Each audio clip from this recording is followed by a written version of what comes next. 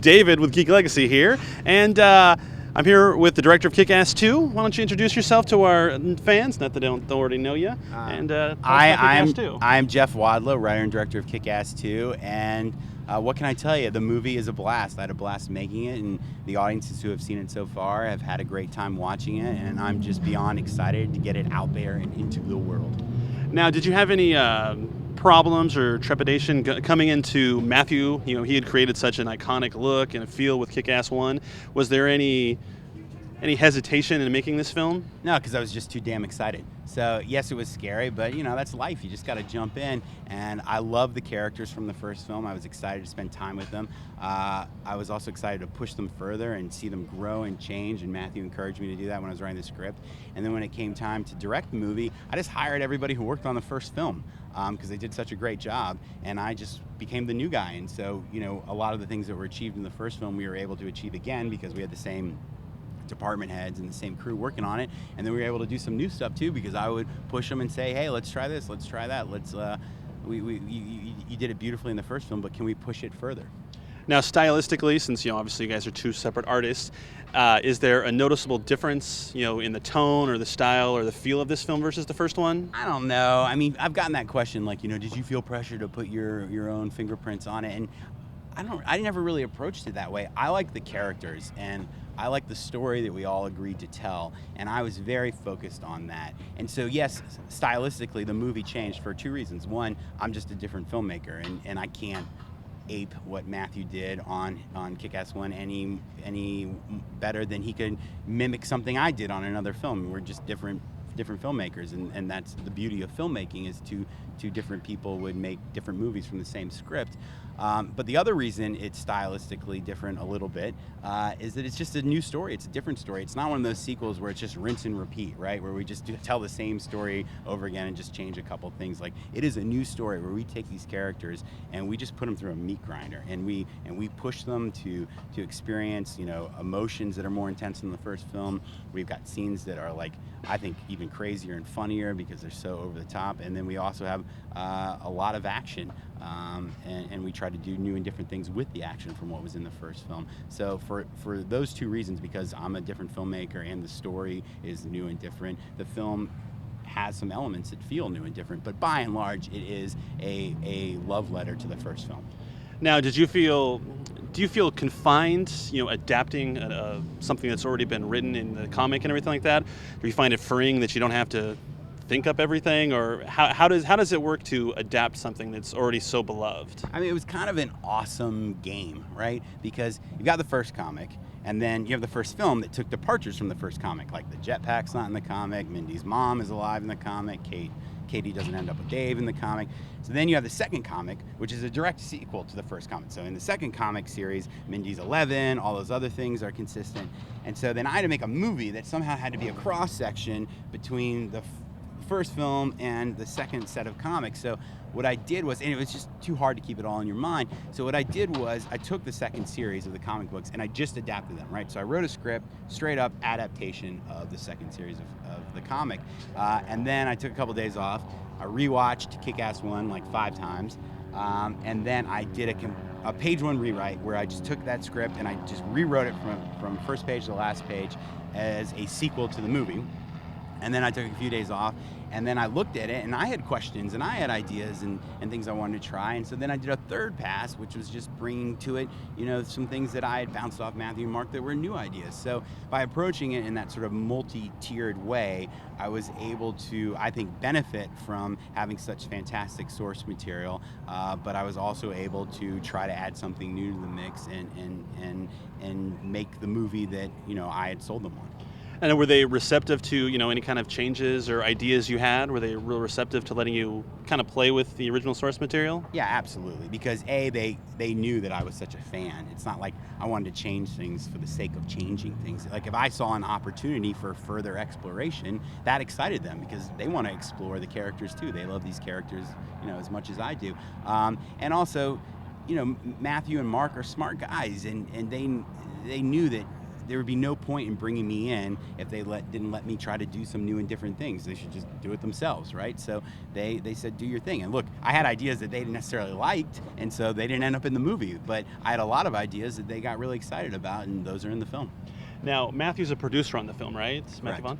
And how hands-on was he as a producer? I mean, was he available to you if you had questions or needed help, or was he kind of, you know what you're doing, go make the movie and don't fuck it up? Matthew struck a perfect balance, I believe, as a producer, and he was able to do that because he's a filmmaker himself, right?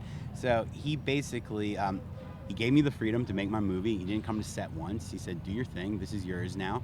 But at the same time, I spoke to him on the phone every day. Right? So he was always there to advise, to counsel, to help when I needed the help, but he didn't like show up and tell me where to put the camera. You know, he said, you got to do your thing. It's yours now. Now, if Kick-Ass continues on to a Kick-Ass 3, would you like to return to direct it? You know, it's funny, I've been asked that question a bunch, and I really should have put more thought into my answer because I've just been so focused on this film. I mean, personally, as a lover of films, I hate it when a movie ends in a way where they're just setting up the sequel. You're like, really? That's your ending? Is just this open-ended thing that's creating the opportunity for a sequel? Like, I think a satisfying film has a satisfying ending. And so I was very focused on making sure that our film ended with a definitive period.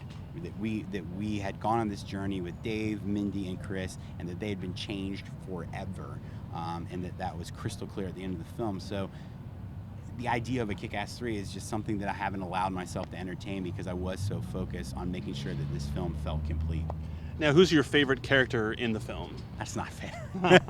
It's like asking who's your favorite kid. That's not fair. I mean, I got to be honest. I truly love the three leads. I mean, I think they're just fantastic, and they have such unique voices, and that started with the comic, but then it came then from Matthew and Jane's script and the movie that they made, but then also it really comes from Aaron, Chris, and Chloe. I mean, they've really taken ownership of these characters, and they are those characters, and I think I was really able to nail their voices in the script, but to have them say that I did and to really get on board with the project from the beginning was such a validation of the work I had done, and I love them so much, you know.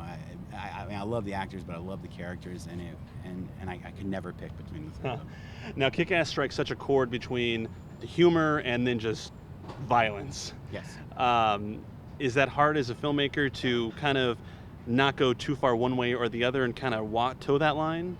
Well, I mean, you have to do two things. First, you just have to trust your gut. Because if you second guess yourself too much, you'll just be paralyzed, and you got to move too fast when you're making a movie to second guess yourself. So you gotta believe in yourself, and you gotta trust your gut, and it helps to have collaborators, producers like Matthew and Mark who support you and say, listen, we believe in you, go do your thing.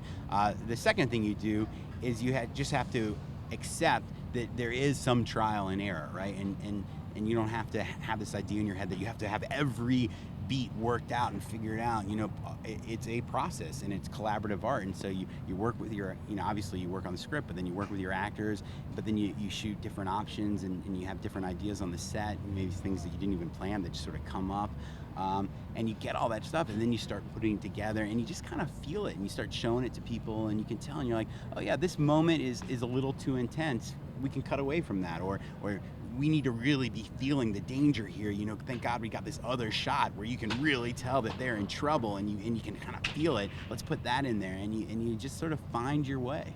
Awesome. Now, what's next for you? I mean, there have been rumors out there. Is there anything you can tell us about what your next projects may be? I'm working on a couple things that I'm really excited about. I'm working on this project called Go Fast at Sony that I'm not writing. A really talented guy named Rich Wilkes is writing it. I'm attached to direct it, but we don't even have a script yet. And it's about the problem the U.S. is having with cocaine being smuggled from Colombia into the Dominican Republic by these Go Fast boats that they just can't stop because they're so fast, they're invisible to radar. And what they're doing right now is the DEA is bringing in like a lot of ex-military guys to try to solve the problem. Probably a better way to describe it is, you remember The Rock in Fast Five? Absolutely. Remember his team? It's basically about a team like that trying to stop Awesome. these drug runners. And then the other thing I'm working on, I'm writing an X-Men spinoff for Fox called X-Force.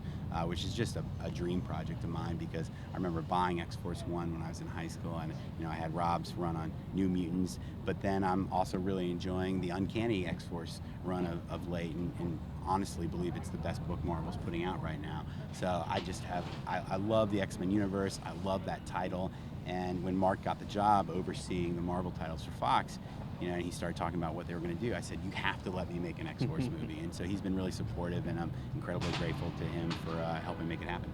Awesome. And so would you like to direct the X-Force movie as well as write it? Yeah, I mean, that's the plan. In movies, they write in the movie business, a lot more scripts are written than movies are made. And so the idea right now is I'm working on the script, and hopefully Fox will be as excited about it as I am, and I'll get to make the movie. Awesome. Now, would you base it, you don't have to tell me what you would base it off of, obviously, but would this be an original tale, or would you like to kind of base it off of some of your favorite tales that you've read? I am not going to tell you, because it was a bit of a puzzle to sort of figure it out, because I do like so many different elements of the different incarnations. And so many characters have come through. I mean, Cable, Wolverine, Cyclops. I mean, you've had all these different characters on the team. I mean, Colossus is on there right now, so you have these iconic X-Men characters, but then you have these characters that aren't as well known, like Feral and Shatterstar and Psylocke and Phantom X. So it's like there's so much fun stuff to play with. It's almost an embarrassment of riches. And so a big part of my take was figuring out a way to pull on different elements from the different incarnations to create a movie that really will deliver for the fans. Awesome. Well, we're Geek Legacy, and we're all about embracing our inner geek.